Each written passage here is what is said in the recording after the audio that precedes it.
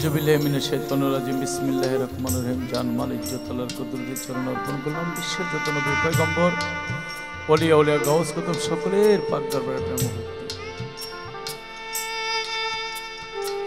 আমার দল আমার মুর্শিদ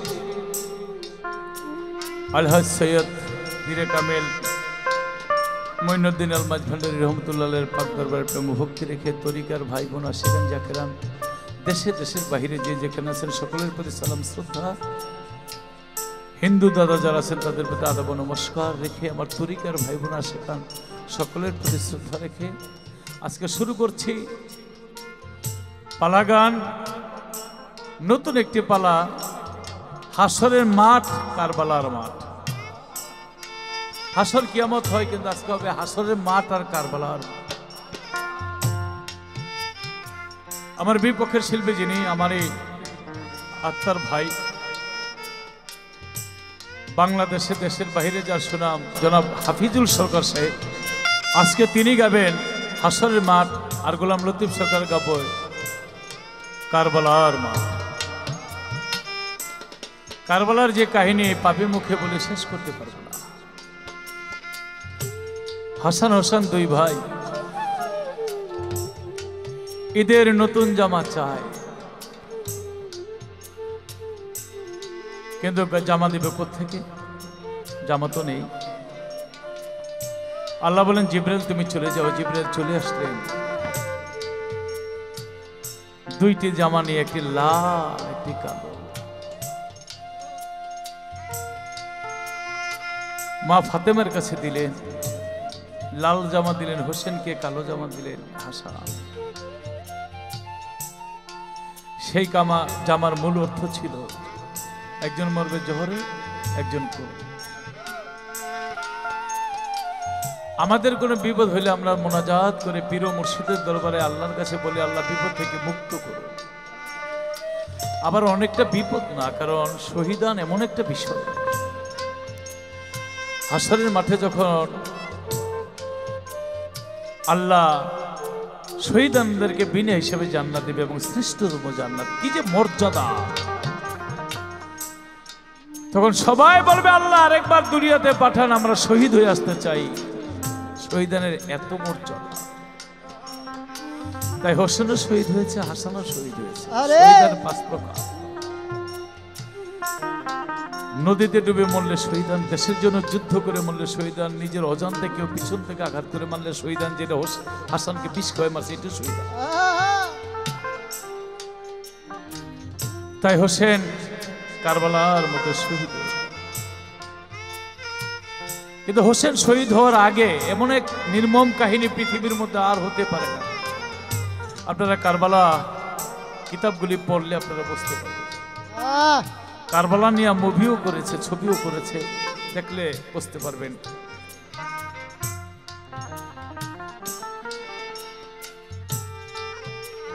এই কারবালা নিয়ে যে কাহিনী পৃথিবীর মধ্যে হয়েছে, কিয়ামত পর্যন্ত মানুষ স্মরণ করবে। তাই দামেস্কের বাদশা ছিল এজিদ, কুফানগরের বাদশা ছিল আব্দুল্লাহ ইবনে জিয়াদ। হাসানকে যখন বিষ খাওয়ায় মারলেন, এজিদের পথের কাঠা একজন সরে গেল, কিন্তু হোসেনকে মারবে কিভাবে? তাই আব্দুল্লাহ ইবনে জিয়াদকে বললেন তোমার রাজ্যের কর আমি নেব না, তুমি যদি যে কোনো ছলনায় হোসেনকে মদিনা থেকে এই কারবালায় এনে দিতে পারো। কারণ হোসেন যদি মদিনায় থাকে পৃথিবীর কোনো শক্তি হোসেনের সাথে পারবে না। তাই আব্দুল্লাহ ইবনে জিয়াদ ছিল ছলনাময়ী। তিনি ঘুম থেকে উঠে হঠাৎ করে সকলকে বললেন আমি স্বপ্নে দেখেছি আল্লাহর নবী এসে আমাকে বলে বনবাসে যেতে আর সিংহাসন দিতে বলেছে হোসেনকে। এই ছলনা শুরু হলো। চিঠি লিখে পাঠালেন হোসেনের কাছে। ইমাম হোসেন আসতে চাইলেন, কিন্তু সমস্ত লোক বললেন হোসেন আপনি আগে যাবেন না, কারণ কুফাবাসীরা ওরা খুব ছলনাময়ী। সবাই নিযুক্ত করলো মুসলিমকে, বীর মুসলিম, সে আগে যাবে, যদি তাকে ভালো আদর আপ্যায়ন করে তাদের কথা সত্যি হয় আর হোসেনের হাতে বায়াত গ্রহণ করে, তাহলে মুসলিম চিঠি লেখলে আপনি যাবেন, এর আগে যাবেন। তাই অনেকে চিঠি লিখে যারা হোসেনের কাছে পাঠিয়েছিল, শেষ পর্যন্ত হোসেন মুসলিমকে পাঠালেন।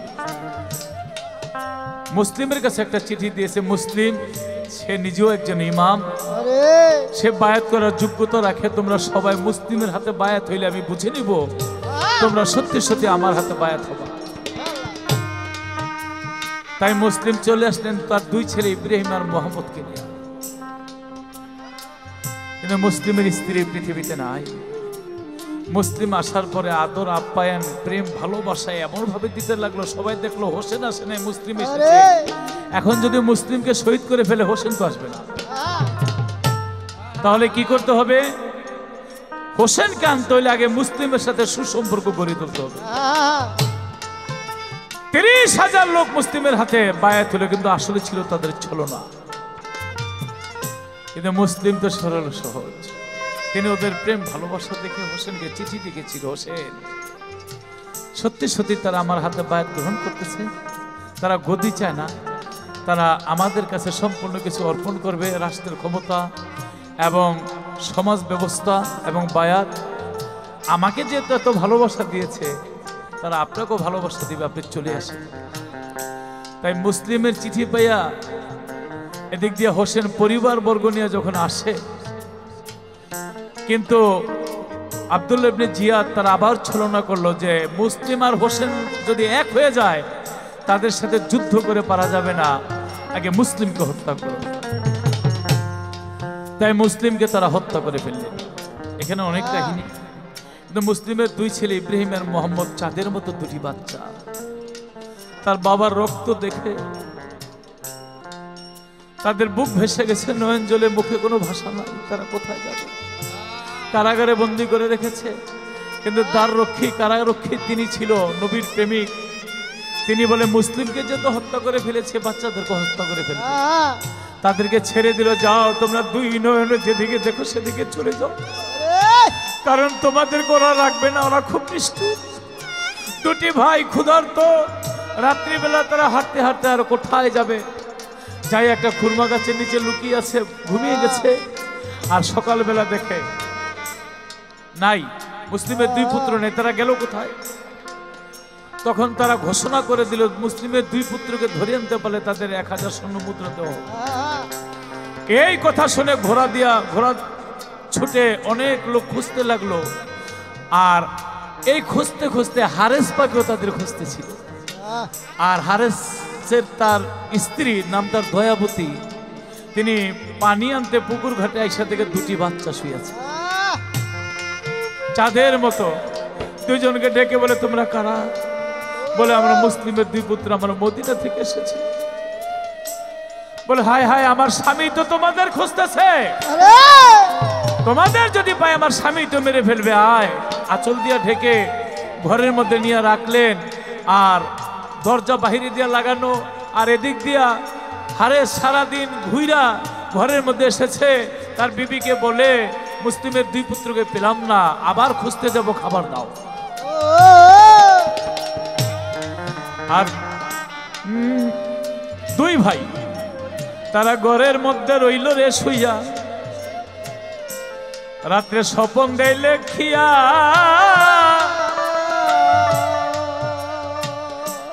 স্বপনে মুসলিম এসে মা ফাতেমা এসে ডাকে তোমরা আসরে চলিয়া, আর দুনিয়ায় থাকিতে পারিবে না, তোমাদের অপেক্ষায় জান্নাত রেখেছি সাজাইয়া। স্বপন দেখে দুই ভাই উঠিল জাগিয়া। এক ভাই আরেক ভাইকে বলে আমার মা স্বপ্নে এসেছিল, বাবা স্বপ্নে এসেছিল, এসে ডেকে ডেকে গেল রে চলিয়া। মা মা বলিয়া যখন চিৎকার গেল দিয়া, হারেস বলে ঘরের মধ্যে কে আমি জানতে চাই। হারেসের স্ত্রী বলে কেউ নাই, স্বামী তোমারে জানাই। হারেস বলে আমি শিশু বাচ্চার কান্নার শব্দ পেয়েছি, তুমি জানো না, আর জানিলো তুমি আমার কাছে বলিতে চাও না। আমি দেখিতে চাই ঘরের মধ্যে কেন শিশুর চিৎকার গেলাম শুনিয়া। যাইয়া দেখে বাহিরেতে তালা দিছে লাগাইয়া। বাহিরে তালা কেন? অবশ্যই ঘরে কেউ না কেউ আছে। লাথি দিয়ে দরজা ভাঙলেন, ভাঙ্গা ঘরের ভিতরে শুয়া ঢুইকা দেখে দুই বাচ্চা শুয়ে আছে। যাদেরকে খুঁজতেছে প্রথম জিজ্ঞেস করে তোমার নাম কি? ওরা তো মিথ্যা কথা বলে না, তারা তো খাঁটি মুসলিম। বলে আমার নাম ইব্রাহিম। আরেক ভাই বলে আমার নাম মোহাম্মদ। বলে বাবার নাম কি? বলে মুসলিম। আরে ইসলামিক হায় হায় আমার পোড়া কোপাল। যাদেরকে আমি খুঁজিতেছি 1000 স্বর্ণমুদ্রার লোভে, তারা তো আমার ঘরেই শুয়ে আছে। এদিক দিয়া হারেস পাপির বউ নাম তার দয়াবতী, স্বামীর পাও দুইটা ধরিয়া বলে আপনার কাছে জীবনও কিছু চাই নাই, আপনার সংসারে আসিয়া আজকে চাই এই বাচ্চা দুইটাই আমার জীবন থাকতে মারতে পারবেন না। হারেস বলে বিবি আমি তোমার কথা শুনবো না। তাই হারেসের বড় ছেলেকে দয়াবতী বলে আমি তোদের মা, বাধা দে, এরা নবীর বংশধর, তারা যেন মরতে পারে না, তাদেরকে তোমরা রক্ষা করো, তোমাদের জীবন গেল তোমার বাবাকে ছাড়বে না। বড় ভাই যখন বাবার পায়ের মধ্যে ধরে, বাবা বলে আমার খাই আমার কাজে বাধা, তরবারি লয়ে বুকের মধ্যে দিল রে ঢুকাইয়া। স্বর্ণের লোভে নিজের ছেলেকে ফেলিল মারিয়া। মা দ্বিতীয় ছেলেকে বলে যাও এই মুহূর্তে চলিয়া, আস্তে ওই ছেলেকে বাধা দাও আর হারেসকে বাধা দাও তুমি সন্তান হইয়া। মেধো ছেলে যাইয়া বাবার পাও দুইটা ধরিয়া বলে বাবা গো আমাকে মারেন, এই ছেলেদেরকে দেন ছাড়িয়া। বলে আমার খাইয়া আমার কাজে গেলি বাধা দিয়া। তরবারি লইয়া মেজো ছেলেকে কল্লা দিল ফেলিয়া। অবশেষে ছোট ছেলেকে বলে যা বাধা দে। ছোট ছেলে যাইয়া বলে বাবা গো আপনি আমাকে মারেন, আমার দুই ভাই মেরে ফেলেছে, তাতে দুঃখ নাই, আমার জীবনের বিনিময়ে দুই ছেলেকে মারবেন না বলি আপনার ঠাই। হারেস বলে আমার খায়ে আমার কাজে দিলি বাধা দিয়া। এক কোবতে ছোট ছেলের কল্লা দিল রে ফেলিয়া। অবশেষে দয়াবতী স্বামীর চরণে ধরিয়া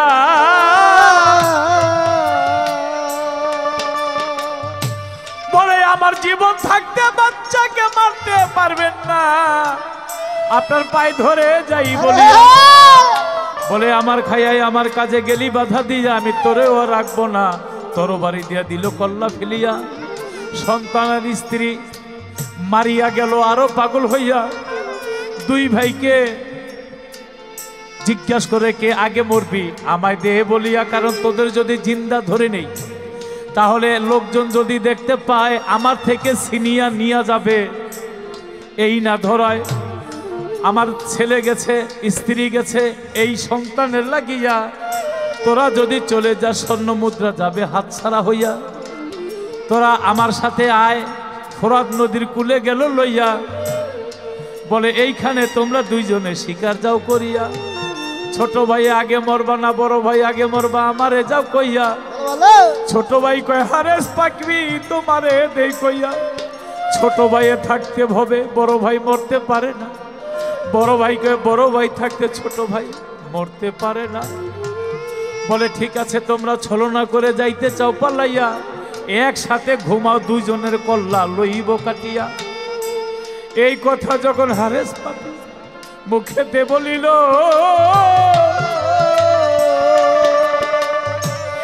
ইব্রাহিম মুহাম্মদকে তখন ডাকিয়া বলিল আয় রে ভাই আমার বুকে,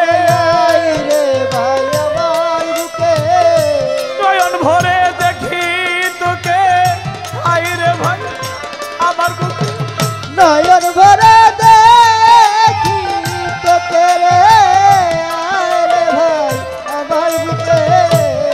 এইভাবে দুই ভাইয়া যখন অনুনয় বিনয় করে, হারেস বলে দুই ভাই একসাথে তোমরা শুইয়া লাও এইখানে, আমি এক কোবেতে দুইটা কল্লা লইব আলাদা করিয়া। এই কথা শুনে দুই ভাই গলায় লয় জড়াইয়া, এইবার বুকে বুকে জড়াইয়া দুই ভাই লইল শুইয়া। হারেস পাপি তরবারি লয় বাহির করিয়া, ওরে এমন জোরে হারেস পাপি কুমে একটা মারিল।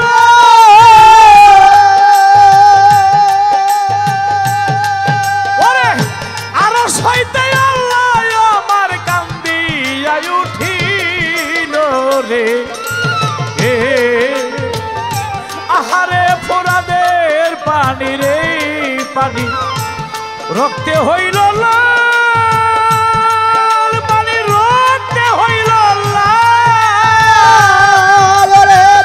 এই পানি ভাসাইয়া নিল, এই পানি ভাসাইয়া নিল মুসলিমের দুলাল রে। আহারে ফোরাদের পানি রে পানি, রক্তে হইল লাল, পানি রক্তে হইল লাল রে। এই পানি ভাসাইয়া রে নিল, এই পানি ভাসাইয়া রে নিল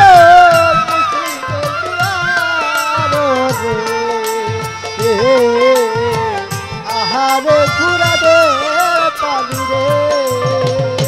দুই ভাইয়া গলায় গলায় ধইল যখন শুইল, এক কুবেতে কল্লা দুইটা আলাদা করিল। আল্লাহর জিব্রাইলকে পাঠাইয়া দিল দুই ভাইকে কবরে লও রাখিয়া। দুই ভাইয়ের বডি দুইটা লও কবরে রাখিয়া, কিন্তু বাঁধন ছুটাও ওরে জিব্রাইল দেরি করো না। ভালো ভালো যতই টানে জিব্রাইলে বাঁধন ছুটাইতে পারে না। ওরে ভাই বড় রক্তের বাঁধন, ওরে ভাই বড় রক্তের বাঁধন, এই বাঁধন ছিন্ন হয় না কখন। ভাই বড় রক্তের বাঁধন,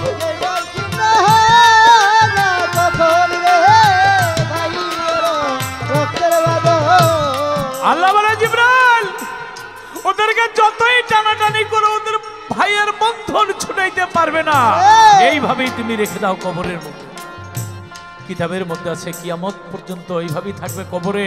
হাসরের মাঠে যখন আল্লাহ সর্বলোককে জাগ্রত করাবে, দুই ভাই বুকে বুকে জোড়ায় জোড়ায় উঠবে, সেদিনে আমার রাসূলের হাতের ছোঁয়া পেয়ে দুই ভাই আলাদা হবে, এর আগে আলাদা হবে না।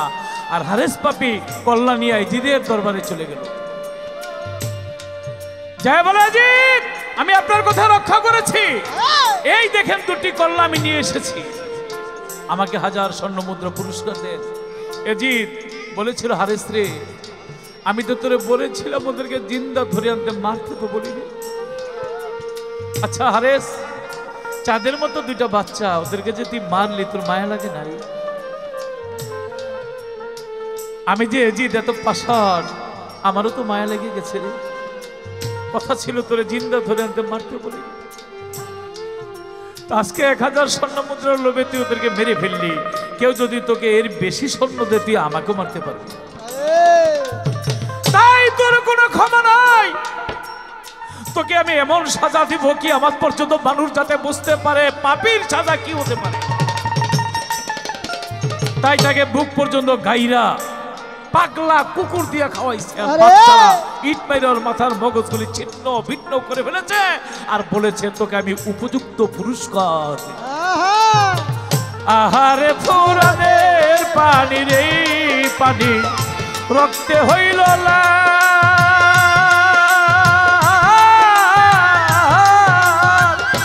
এই পানি ভাসাইয়া নিল মুসলিমের দুলালো রে। আহারে ফোরাদের পানি রাস্তে। এমন একটি কাহিনী শুরু করেছি, কোন জায়গা থেকে শুরু করব কোন জায়গায় শেষ করবো আমি বুঝতে পারি না। যখন বিষাদ সিদ্ধ পড়েছিলাম চোখের জল এসে গেছিল। কি যে নির্মম কাহিনী, কি যে কষ্টের কাহিনী। এক দেশ থেকে আরেকটা দেশের মধ্যে যদি যায় আর যদি তাকে ঘেরাও করে, সেখানে তাদের কি হতে পারে, তবে একমাত্র আল্লাহ ছিল তাদের সাথে। তাই আমার হাফিজুল সরকার ভাই, আমি প্রথম এই কারবালার সূচনাটা মুসলিমকে হত্যা করল আর হোসেন আসিতেছে কুফার দিকে, রাস্তা ভুল করে কারবালায় চলে যায়, এর পর্বটা পরের গানে আমার আসবে, আমি এই পর্যন্ত এখানে রাখবো। তাই কারবালার মাঠ, কিন্তু আপনার কাছে আমার প্রশ্ন থাকবে, হাসরের প্রথম স্তর হইল কবর। কবরের মধ্যে 3টা প্রশ্ন, হাসরের মাঠ হলো 5টি প্রশ্ন, সর্বমোট 8টি প্রশ্ন। তাই হাফিজুল সরকার ভাইকে আমার আত্মার, তার গান, তার সব কিছু আমার ভালো লাগে। মাতাল কবি রাজ্জাক দেওয়ান সাহেবের একজন সুনামধন্য, অর্থাৎ তার মহারত্ন ধন, সে তার সাথে আমি যতগুলি মঞ্চ করেছি এত ভালো লেগেছে তার কথা, যুক্তি উক্তি, তাই আমি নিজেই তাকে স্টুডিওতে নিয়ে এসেছি। তাই আজকে হাসরের মাঠ তিনি গাবে। তাই আমার প্রশ্ন থাকবে, কবরের হাসরের প্রথম স্তর যেহেতু কবর, কবরের 3টা প্রশ্ন, হাসরের মাঠে 5টা প্রশ্ন, 8টা প্রশ্ন। তাই এখানে ইউটিউবের ব্যাপার, স্টুডিওর ব্যাপার, আমি বেশি না, আপনাকে 4টা প্রশ্ন বলবো। 8টা থেকে 4টা বললেই যথেষ্ট, আমরা বুঝে নিব। তারপর একটা বিষয় আছে, একটা লোক নতুন আমার মেহমান, তাকে এত বড় বোঝা দোষ ঠিক হবে না। 8টা না, আমি 4টা প্রশ্নের জবাব আপনার কাছে চাই, আপনি সুন্দরভাবে জবাব দিবেন, আমরা আপনার প্রশ্নের জবাবের অপেক্ষায় রইলাম। আহারে ফোরাদের পানি রে পানি, রক্তে হইল না পানি, রক্তে হইল না, এই পানির ভাসাইয়া নিল, এই পানির ভাসাইয়া নিল মুসলিম দুলাল রে। আহারে ফোরাদের পানি রে।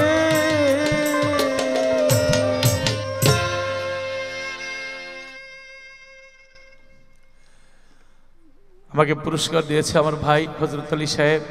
এই কারবালার কাহিনী বিশেষ করে শুনলে মুসলমানদের হৃদয়ে এমনভাবে নাড়া দেয়, ইহা ভাষায় বলে যায় না। গান শুনে তিনি পুরস্কার করেছে। আমার আত্মার আত্মীয়, আমার তরিকার আত্মার আত্মীয়, বিশেষ করে ইহকাল পরকালের, তার প্রতি আপনাদের সকলের প্রতি সালাম, শ্রদ্ধা, ধন্যবাদ সকলকে। হক ভান্ডারি, হক ভান্ডারি, হক ভান্ডারি। আউযু বিল্লাহি মিনাশ শাইতানির রাজিম, বিসমিল্লাহির রহমানির রহিম। প্রথম করুণাময়ের কাছে করুণা প্রার্থনা রেখে তার সঙ্গে তার প্যারা হাবিব আহমদ মুস্তফা মোহাম্মদ মুস্তফা সাল্লাল্লাহু আলাইহি ওয়াসাল্লামের রজস্বরূপ ব্যক্তির চুম্বন রেখে বিশ্বের যত পীর ওলি গাউস কুতুব আফজাল যে যেখানে ঘুমিয়ে আছে সকলের পাক দরবারে আমার ভক্তিপূর্ণ সালাম রেখে, যার কাছে মনপ্রাণ সঁপে দিয়েছি ডক্টর মাওলানা আবু সঈদ রাজ্জাক হায়দারি কাবলা কাবার চরণে ভক্তির চুম্বন রেখে, যার দোহাই দিয়ে এই গানের দেশে পাগলের মতো ঘুরিতেছি মাতাল কবি রাজ্জাক দেওয়ান, সেই বাবা গানের চরণে আমার লাখো কোটি ভক্তির চুম্বন রেখে আজকে একটি সিটি একখানা পালা গান নিয়ে হাজির হয়েছি। আমার বিপক্ষী শিল্পী যিনি বহির্বিশ্বে সুনাম ধন্য গায়ক নাম ছড়িয়েছেন, বাংলাদেশের দেশের বাহিরে আব্দুল লতিফ সরকার সাহেব, উনি কারবালা থেকে অভিনয় করবেন। আমি অদম হাফিজ সরকার হাসরের মাঠ থেকে অভিনয় করব। জানি না গানের ভাষায় ছন্দের কথাই যদি ভুল থাকে সকলে ক্ষমা দৃষ্টিতে দেখবেন। তো সকলকে সালাম জানিয়ে হিন্দুকে আদাব নমস্কার এবং সকল সালাম, আসসালামু আলাইকুম রাহমাতুল্লাহি ওয়া বারাকাতুহু। ঘাটে লেগেছে তরি হাতে পায়ে দিয়া পিরি, বিচার হবে করা করি হাসরের বেলা।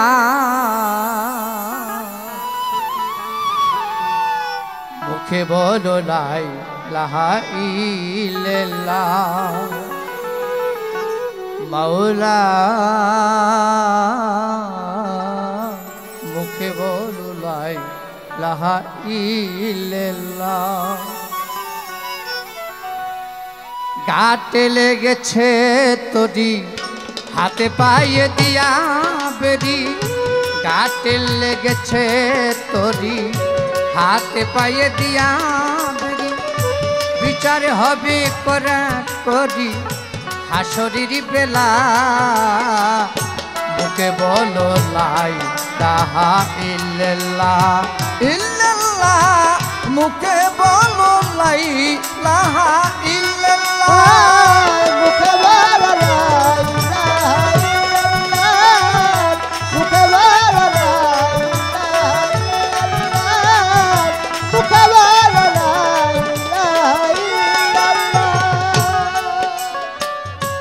এপার ছেড়ে ওপার যাবি এপারের বলো পার পাবি ছুটির ঘন্টায় দিলে পারি মনে পাগেলা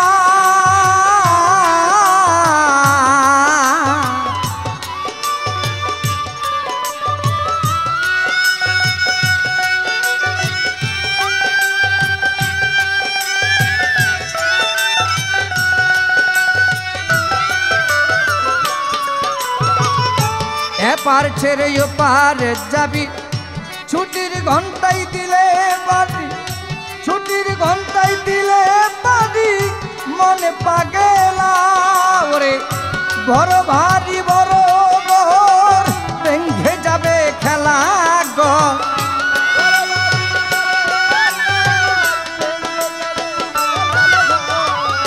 বড় ভারী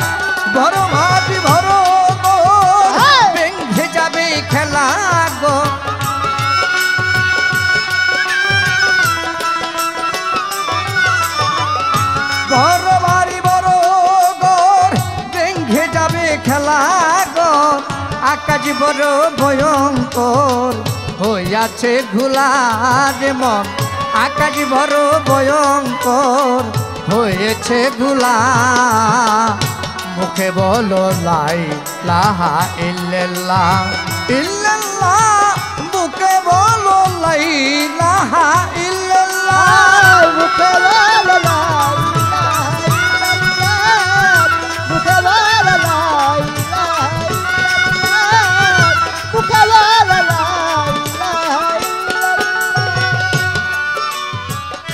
পুত্র কন্যা পায়া কুলে সকল গিয়াছ কুলে ওই পাতাইকা ছবি তুলে ক্যামেরায়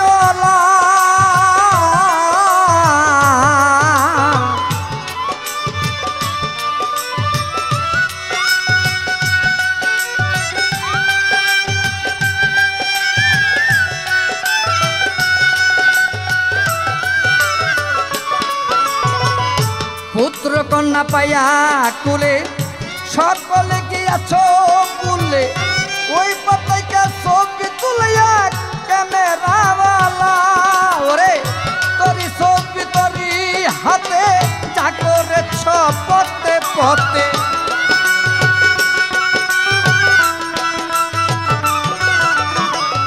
তোরি ছবি তোরি হাতে যা করেছ পথে পথে সাক্ষী পাওয়া সবই তাতে হয়েছে তোলার মন সাক্ষী পাওয়া সবই তাতে হয়েছে তোলা মুখে বলো লাই ইলাহা ইল্লাল্লাহ ইল্লাল্লাহ মুখে বলো লাই ইলাহা ইল্লাল্লাহ মুখে বলো লা ইলাহা ইল্লাল্লাহ মুখে বলো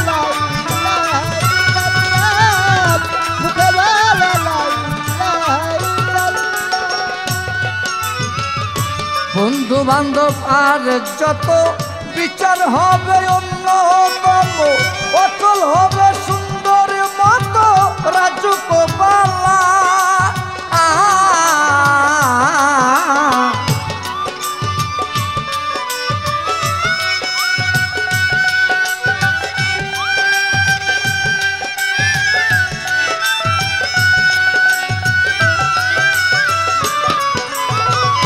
বন্ধু বান্ধব চার যত বিচার হবে অন্যতম অচল হবে সুন্দর মতো রাজু কোবালা থাকলে যোগাযোগ শতই বাকি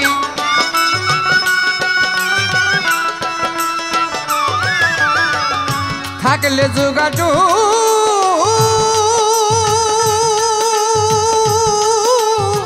ও ভাবে যেমন থাকলে যোগাযোগ মাখামাখি উসুল দিবে শত বাকি হইলে তার মুখোমুখি এরা বিছলা তুই হইলে তার মুখোমুখি এরা বিছলা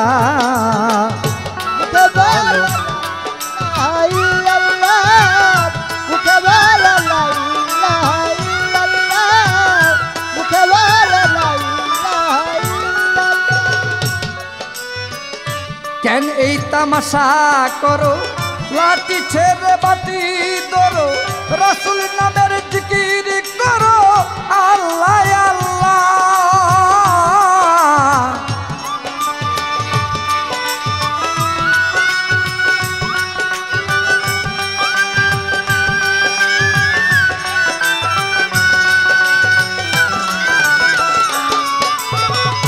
কেন এই তামাশা করো লাঠি ছেড়ে বাটি ধরো রাসূল নামের জিকির করো আল্লাহ আল্লাহ মাতাল রাজ্জাকের পাগলা বাড়ি আগুন হইয়া যাবে পানি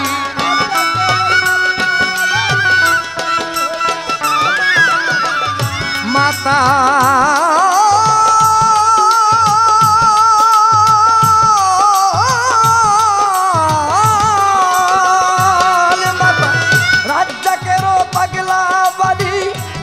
হইয়া যাবি পানি কেন রে মন সন্ধ্যা রানী তু ভালি ভেলা হাইরে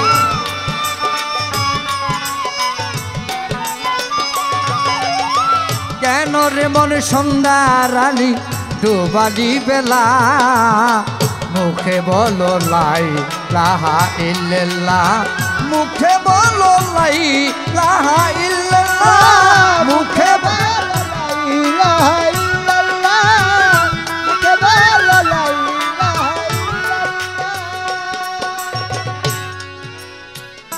महाजनी गानेर छंद राखिलाम बारণ प्रथम बारे प्रश्न करे सुंदरी मतन एबार हासर कारबालार पाला सबाके देखिया ভালো ভালো देश विदेशे बाउला शेखान आछे गो बसिया जेइभाबे ताई आमार काछे करे जिज्ञासन भूली नाई कथा करिब पूरण प्रथम बारे हासरेर धाप गेल गो जिज्ञासा करिया तीनटा प्रश्न करलो आमार मनेर मतो कइरा आस्ते आमाके सर्वप्रथम जिज्ञासा करिल कबरेर हासरेर जे माटेर धापटा प्रथम कबर कबर थेके आमाके तीनटी प्रश्न करेছে प्रथम प्रश्न हबे मान रब्बुका तुम्हार रबके दलिल बोलेছে যদি কোনো ব্যক্তি নৈকট্য লাভ না করতে পারে তার শরণ থাকবে না ওই যে পাক পাঞ্জাতনের সাথে যার মাখামাখি প্রেম হয়ে যায় সেই ব্যক্তির ওই প্রশ্নের উত্তর সঙ্গে সঙ্গে মুনকিন নেকিন পায় দুই নাম্বার প্রশ্ন হলো সবারে জানাই অমাদিনুকা বলে দাও আমায় যতক্ষণ পর্যন্ত কোরআন বলেছে বাস্তবেতে যতক্ষণ পর্যন্ত তুমি বলিতেই থাকিবে এমন একটা নিদান আসবে তুমি ভুলিয়া যে যাবে যদি এই দেহটা তুমি সেই তার প্রেমে নৈকট্যর দিয়ে যদি না পুরাইতে পারো, ভালো ভালো যত চেষ্টা করলো প্রশ্নের জবাব দিতে পারবে না। তো যিনি জানে সুন্দরভাবে বিশ্লেষণ, তাই দিন হলো ইসলাম দিবে বলে যা। 3 নম্বর প্রশ্ন হলো আমার আজলহু আমার দাও কইয়া,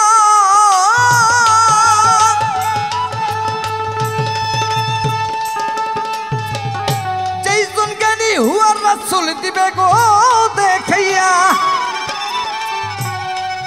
আবার কিছু কিছু রুহানি তো বলতে পারবে না, কোরআনে তা করলো বাজানে করলো ঘোষণা গো।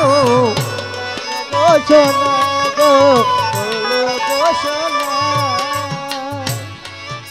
আসলে কি একটি কথা না বললেই নয়,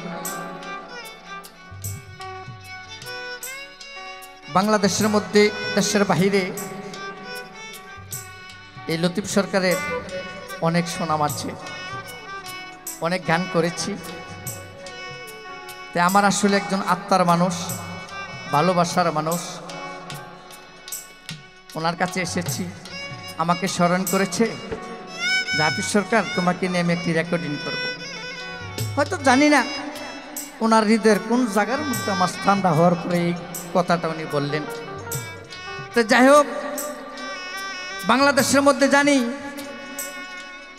লতিফ সরকার সাহেব একজন গুণী শিল্পী, কিন্তু সর্বপ্রথম ওই আপনি এইরকম প্রশ্ন করা দর্শন কারণ কি? আপনি আমাকে জিজ্ঞাসা করতে পারেন আরো উপরে, এটা তো বাচ্চারাও জানে।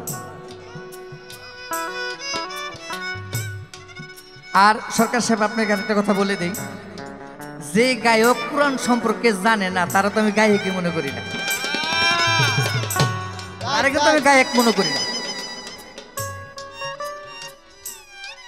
ভালো নাম করছেন, দোয়া করি, আমাদের জন্য দোয়া করেন, আপনারা তো নাম করছেনই। তা আসলে একটা কথা বলি, আমাদের এলাকায় এক ব্যাকল ছেলে ছিল, এই ছেলেকে করাইছে বিয়া। যখন বিয়ে করাইছে আজ থেকে 30 বছর আগে একটা চল ছিল, ফিরুলদানিতে আইলে শাশুড়ি তাদেরকে কিন্তু বৌমা সালাম করতে হয়েছে যাওয়ার সময়, তাই না? স্বামীরা তো একটু ব্যাকল ঢোকে, তো শাশুড়ি বলতেছে তো তুমি যেহেতু ফিরুলদা যাইবা তোমার শ্বশুর শাশুড়ি একটু সালাম করে নাও।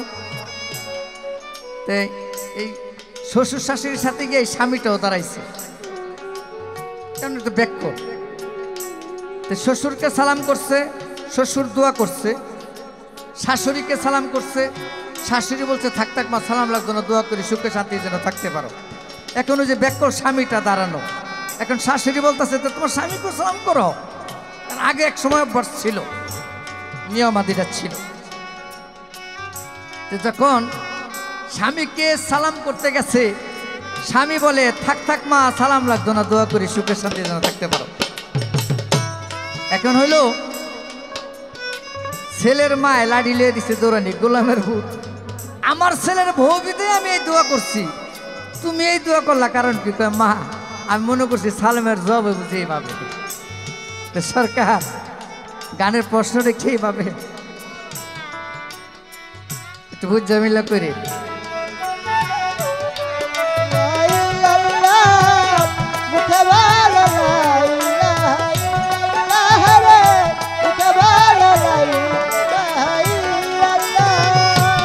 আরেকটা ধাপ। আল্লাহ পাক কোরআনে বলেছে তোমাকে পৃথিবীতে পাঠাইলাম, এই জীবন দিয়ে তুমি জীবন কোন কাজে খাটাইলা, সারাটা জীবন তুমি কোন কাজে ব্যয় করিলা, যা তোমায় দিয়েছে তুমি তাই রাখতে পারছো কি, এই জীবনটা তুমি কোথায় কাটাইয়া দিলি। প্রশ্ন 8টা, আমারে করছে আপনি বললেন 4টা, আপনি বলছেন আমি 4টার জবাব দেওয়ার জন্য 8টারই দিব, আপনি অপেক্ষা থাকে।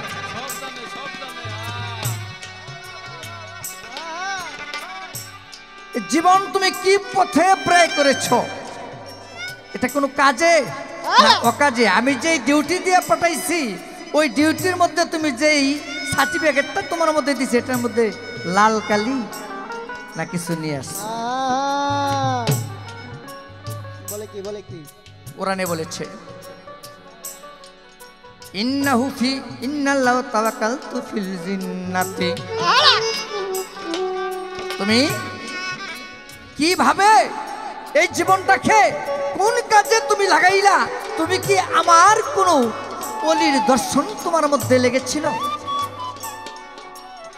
আল্লাহ পাক সে বিচারণ সে জায়গায় নিয়ে যাবে। এই ফাঁকে দিয়া আমার ছোট্ট, যেহেতু রেকর্ডিংয়ের বিষয় এত কথা বলা ঠিক হবে না, এই ফাঁকে দিয়া সরকারকে আমি একটি কথা আগে জিজ্ঞেস করে রই, আমার ভিতরে খালি জ্বলতে আছে। আপনি সুন্দর করে একটি জবাব করবেন তো। আপনারা সকলেই জানেন যেই ফুরাত নদীর পানির জন্য এই হুসেন যুদ্ধ করে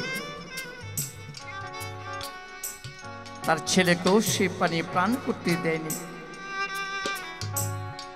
আমার খালি একটা জানার বিষয়, আপনি শুধু আমাকে বলবেন, যাই এই পানির জন্য এত যুদ্ধ করে নিজে শহীদ হলো, কিন্তু সে পানি পান করে নাই, এর কারণটা কি ছিল? আপনি দলিল মতো জবাব করবেন। এই সর্বপ্রথম একটি প্রশ্ন, আগে দেখি কি করে।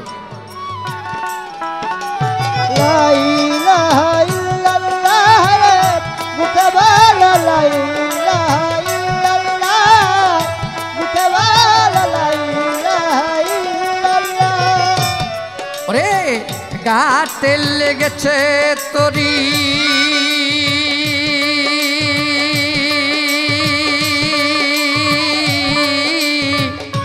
ও হাতে পাইয়ে দিয়া বেরি, ঘাটে লেগেছে তরি, হাতে পাইয়ে দিয়া বেরি, বিচার হবে করা করি হাসরের বেলা, মুখে বলো লা ইলাহা ইল্লাল্লাহ